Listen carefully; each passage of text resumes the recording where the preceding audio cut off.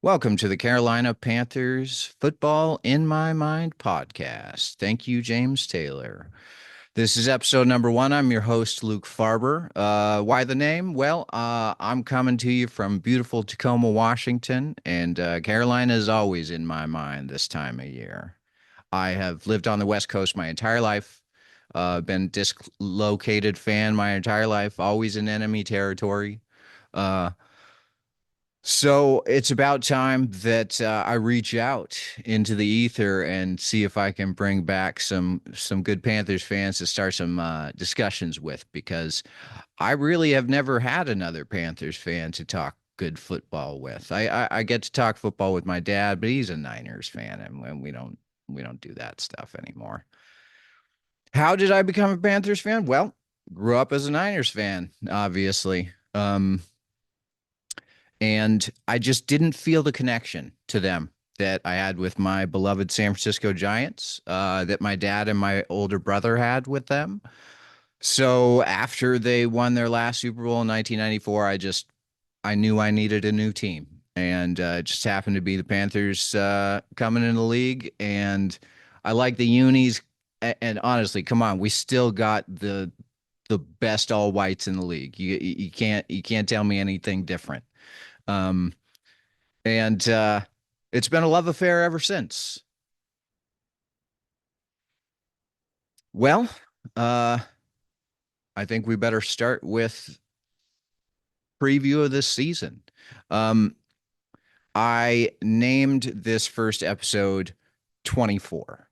I named it that for a couple of reasons, because I wanted to honor the late great Willie Mays. I was actually away with my father and uncle, burying my grandmother when we got the news. And it was sad for a lot of reasons. And it was right around Juneteenth, and the game at Rickwood Field to honor the Negro Leagues. And finally, the major leagues let the Negro League stats commingle with theirs. Not soon enough. Uh, I think there's a lot of hate flowing around this world right now to people that are different than other people, and I think we should all realize that we're all the same. Where we come from and how we pursue our life and our loves look different, but it's only because we're from different places. Anyway, I'll get off my soapbox there. The other reason I named this episode 24 is because that is the total number of points the 2023 Carolina Panthers scored in their two victories last year. I only mentioned last year because I just want to put it to bed for my sake. I know the team already has, and that's great. They should have. But I still have a couple things to say.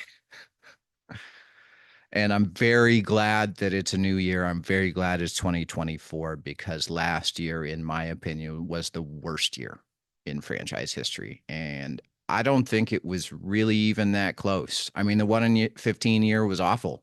And I remember pretty much all of it. It was my senior year in high school, and we had just gotten cable television for the first time in my life. And it happened to be DirecTV, and we got a promo of free Sunday ticket. And so I finally got to watch a full season of my favorite football team. And well, I didn't get to quite watch the full season because I missed the first game, of course, and then watched 15 losses in a row. And it was gut wrenching. I especially remember the Saints game. After Smitty returned that punt for a touchdown, and we thought we were going in for the win, and Ricky Williams had something else to say about it. But anyway, last year, 24 points, 2 wins. It's got to be better. It's got to be better. First of all, let's start with the season preview. We'll go position by position, or position group by position group. Obviously, start at the top, quarterback. Bryce going into his second year. What to say? I mean, there's a lot to say. There's a lot not to say, I think. I believe in Bryce. I think he's a winner. I think he proved that in college. I think he proved it in high school. I think he's done an amazing job at the programs he's been at. He's had a lot of talent around him when he's had that kind of success. Absolutely. But that is the task of every GM and every coaching staff in the NFL is to surround their best players with the supporting cast that is going to allow them to succeed. And last year was just an epic failure in every way. I mean, you could tell, I didn't read any of those articles that The Athletic put out about the disconnect in the building and all that stuff, but you could tell. You could tell just from the free agents they signed and how everything was put together with the offense. There was no synergy. There was no plan, it seemed. And, it was funny with all the coaches, the all-star coaching staff. And my thought initially was there just might be too many cooks in the kitchen. Turns out that might have been part of what went wrong. I mean, everything went wrong. Let's be honest about that. So, do I blame Bryce? No.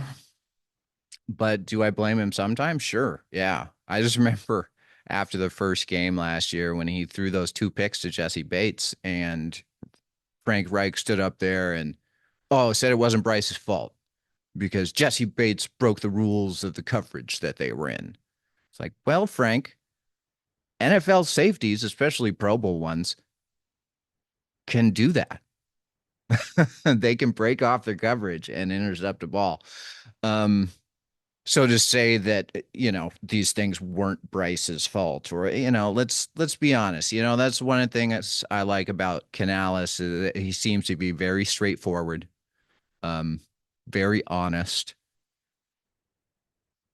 We'll see how that goes and it progresses and as we get into the season and hopefully he lasts for more than a year. But I like that about Canales as opposed to Frank. And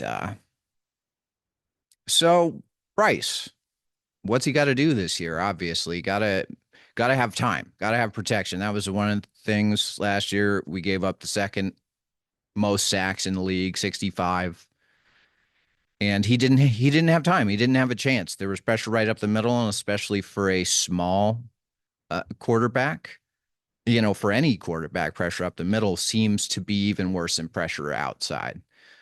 And I also don't think that he was ready for the speed and tenacity of NFL defensive linemen, especially. He seemed to, he was a good playmaker outside of the pocket in college, and that was one of the reasons why we took him over CJ Stroud. But he couldn't get away from people last year. It's like he would drift out of the pocket kind of nonchalantly occasionally or look that way. And all of a sudden he'd be crashed down on by the D lineman and he'd lose the ball and they might pick it up and score, and that's one of the things I love about one of the first press conferences I heard from Canales in the spring is that quarterbacks are athletes first and having them finish 40-yard runs after play, that's essential, because I think just like Christian McCaffrey was too small when he came into the league.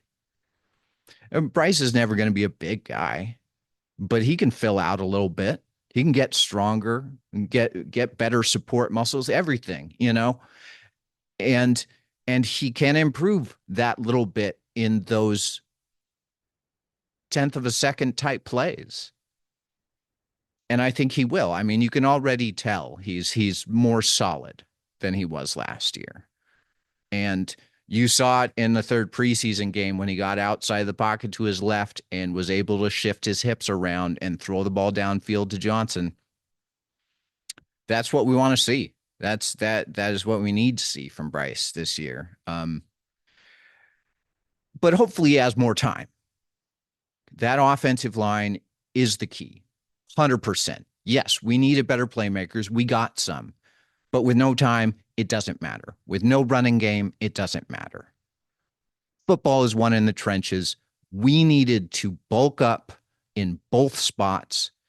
That was the thing. When Matt Rule came in, he kind of seemed to change the philosophy of the body type, that the Panthers look for. We've been at our best football when we're smash mouth, when we're big boy football. That's what we want to do. We want to run and hit, right? Offense and defense. So I'm super excited to have a bigger line.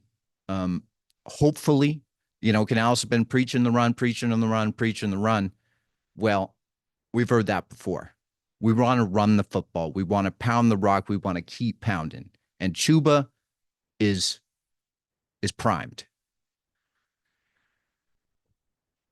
So, I believe in Bryce, and I believe that we need to put the things around him so that he can have the best chance to have success. And I believe that we are much better set up for that this season than we were last. We'll see how it works out. But Bryce has the right mental makeup to rebound from last year and to put a great year out there, I believe. Now, we'll see how it all comes together. Lots of new pieces, coaching staff, players, office. It's going to take some time. Also, wanted to give a shout out to Bryce's mental health persona. Mental health is a big thing for everybody, I believe, and it definitely has been for me in my life. And no matter how old you are, you're never too old to learn new lessons. And my ego isn't big enough to say that, I've got a 23-year-old role model when it comes to mental health in Bryce Young. And thank you. Thank you, Bryce. Keep it up. All right, let's move on. O-line is, in my opinion, it's the next most important spot other than quarterback. And obviously we added the massive guards, Robert Hunt and Damian Lewis from the Miami Dolphins and the Seattle Seahawks in the offseason, moved Austin Corbett to center. We still have Big Ick and Timo at the tackle spots. Everybody was bad last year. Everybody. So can we rebound? Because Big Ick had a pretty decent rookie year, and as a number 6 overall pick playing left tackle, you expect better things. And Timo has been a solid right tackle in this league for a long time. He seems to play a bit better when he has better cohorts next to him. I mean, like everybody would. So we're hoping those two big guards come in and really solidify that pocket, especially Robert Honey only gave up 1 sack last year for Tua, kept him healthy. So we're hoping for the same thing. Austin Corbett moves to center, which will be, it'll be interesting. He's been a guard, of course. I love his attitude. He's got a chip, and that's what you want, right? Doesn't like to hear from the media that he isn't experienced enough or this or that, or that he isn't healthy enough. Go get it, man. Because I tell you, we've been missing Ryan Khalil. In my opinion, why our offensive line has gone in the dumps in recent years is, we got spoiled. Ryan Khalil, Pro Bowl, All-Pro center. We miss you. But, I thought we might have had a good opportunity to take Jackson Powers Johnson in the draft this year, but I've learned long ago that people a lot smarter than me get paid to make those decisions. So I'm going to go with what they picked, and we'll go from there. Anyway, outlook on the O-line. I don't see how they could be worse. I don't see how they couldn't get better. And I tell you what, if we can establish a dominant run game, line of scrimmage, we're going to have a chance to pass protect better. And if we have a good offensive line this year, if we're able to rebound and those guards, everything gets solidified. I, I, I listened to the Move the Sticks podcast, Daniel Jeremiah, Bucky Brooks, best football analysis in the game, period. And one thing that they say, and I believe, is that if you got a team with a good offensive line, you're probably not going to be bad. You might not be a great team, but you're not going to be a horrible team. So if we can get that good offensive line up this year, I think we got a chance to win a lot more games than, everybody ranking us 32nd in the NFL. And I think beefing up the defensive line on the other side, which we did in the offseason, is going to help as well. Anyway, let's move on next to our wide receivers. Adam Thielen's a holdover, had 100 catches last year. Great possession receiver, probably doesn't have the long speed anymore, but crafty veteran who's going to be solid chain mover for Bryce. Bring over Deontay Johnson. All I've heard all offseason is his separation and his route running. So we'll see how that goes. I mean, I didn't get a chance to watch him a ton in Pittsburgh. So we'll see. I'm excited. Xavier Legette is the next folks people talk about, but I think Mingo might get a whole lot more playing time this year. Obviously, he had a rough rookie season as well, but I really liked certain things that I heard from him last year. And I think in a new situation with a new coach, new scheme, new everything, he's going to have a chance to thrive. And I think that he is going to be a bulldozer after the catch. I really want to see him get some slants, and really get crossers, running away from the defense and running through them. Xavier Legette, yeah. I would have picked McConkey, Pearsall. Who else did I like? Franklin. Route runners. They seem to adjust to the NFL game a little bit faster. And I was thinking, we need some fast success. We do. But if you take a guy like Legette, who's big, fast, strong, physical, can high point a ball, catches everything. If you got the right plan for him, yeah, hell yeah. But I mean, that was the thing. So many people don't have the right plan. I mean, we saw what the wrong plan can look like last year. So I'm interested to see what Canales' plan for Legette and Mingo, and all of them are really. Obviously, the group is going to be better than last year. I think just like almost every position group on this team. How much better? We don't know yet. We got to see it. So, all right, let's move on. Tight ends. Tremble and Ian Thomas been out all preseason, which I'm a huge Sanders fan. I thought, I don't watch all college football games, but I thought he was the second best tight end in college football behind Brock Bowers last year.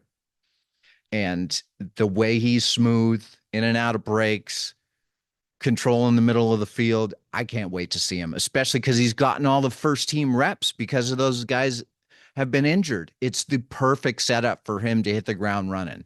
Now, will he hit the ground running first game? I don't know. But the guy has a feel. And all those great tight ends have feels to where to sit down in zones, how to box out defenders. He says he wants to be the next Geo. I think he's got a real good chance. And obviously, those other guys, they're solid. They're good blockers. They can catch the ball. We've been waiting for them to step up for years. At this point,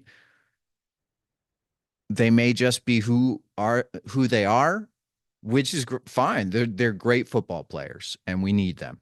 So hurry back. Running back, running back. Hey, the engine, right? Chuba. I can't wait to see Chuba hit the line this year. He's taken ownership of that position. He's got the burst. He's got the power. He's got the attitude. I love to watch him in an okay state. Jonathan Brooks is in the wings, but we're probably not going to see a ton of him this year. We'll see probably more so in the second half of the year. But honestly, I think Chuba is going to have established himself as one of the league's top 10 runners, I think. I think if he gets the bulk of the carries this year, you could see a 1,300 yard year. So I can't wait to see it. And seeing a motivated Miles Sanders, hearing all the talk about how hardcore he's been in camp, it's going to be great for everybody. It's going to be great for Chuba. Raheem Blackshear is a great number 3 and special teamer. Solid group. Defensive line. Derek Brown obviously starts with him. First defensive tackle to have 100 tackles in a season last year. They talk about his run stuffing ability and how he's not much of a pass rusher. I don't see that. It depends on what you're asked to do and how you're asked to do it. With Ashawn Robinson coming over, adding more bulk, and Clowney, uh, DJ Johnson looks huge compared to what he did last year. Eventually, Wanham and Barno will come back. You know, I think having that beef inside, we haven't had a great run defense in a while. And we're really going to need to step up in that area. I think Ashawn is really going to help. I think Clowney's really going to help. And honestly, I mean, Burns was a good run defender, and a great pass rusher, but he left you wanting for power at times. And honestly, I can't believe. I mean, I think it was a crime to let Hassan Reddick out the building because he was obviously the better of the two of them a few years back. And I would love to see us somehow get him from the Jets, but I know there's a lot more that goes into that and cap issues and whatnot. So anyway, it'll be interesting. Obviously we have no proven commodities besides Clowney at the end position or outside linebacker. And it's time for those young guys to step up, and we'll see what happens. And DJ Wanham, free agent signing, probably most experienced, most talented. Who knows? Still rehabbing a knee. So we'll see when he gets back, how good he is, if any of the guys can step up before he gets back. But if the defense is going to be a defense that's going to allow us to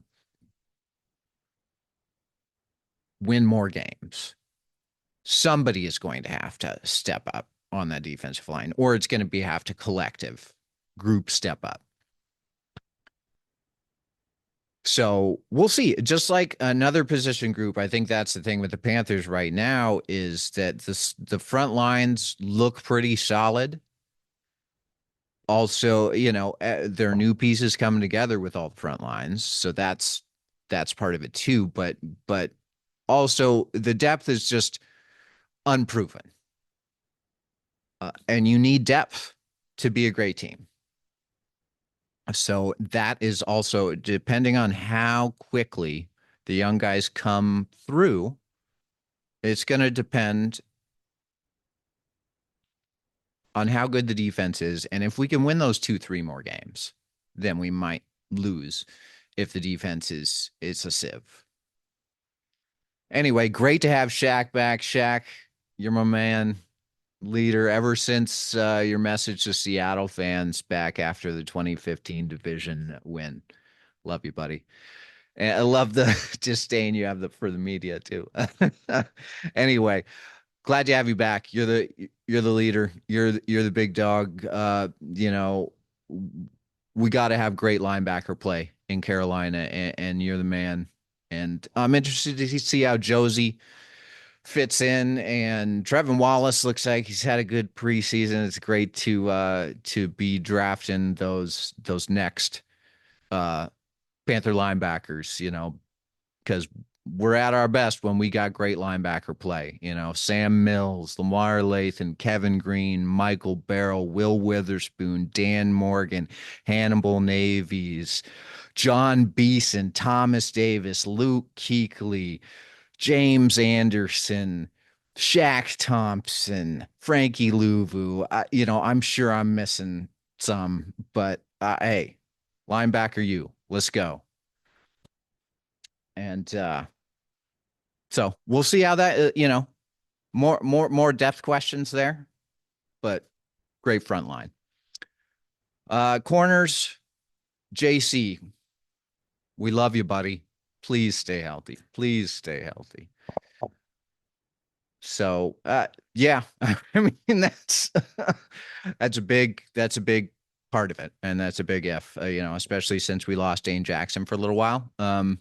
We'll see how these, unproven corners step up. I like our safety room. X has steadily improved since he's come onto the squad, and the two free agents they brought in have been making some plays in the preseason, have been talked about in camp a lot. And hey, Damani Richardson, young guy to make the squad, as a backup safety and special teamer. Looking forward to seeing what he does.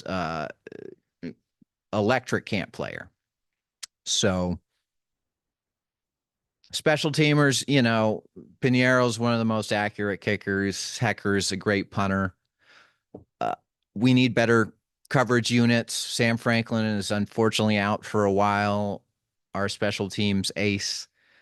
Can't wait till he comes back. Glad he got named a captain, even though he's hurt right now.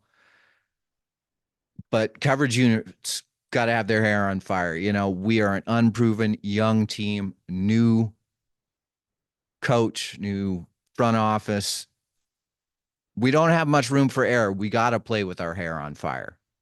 And I love how Canales seems to be preaching that. So we'll see how that goes. Canales, new head coach.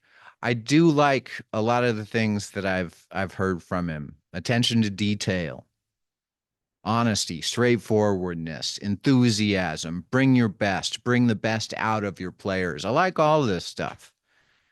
We'll see how it translates. This is a first thing for him too. He's been a play caller before, but he's never been a play caller head coach. So we'll see how that all goes. Can't wait to see it. Can't wait to see it. Man, I think I'm running out of steam here. Well, it's about 15 minutes till kickoff. I'm getting this in right under the wire. I've been trying to set this whole thing up and get going. Man, I'm so excited. So excited.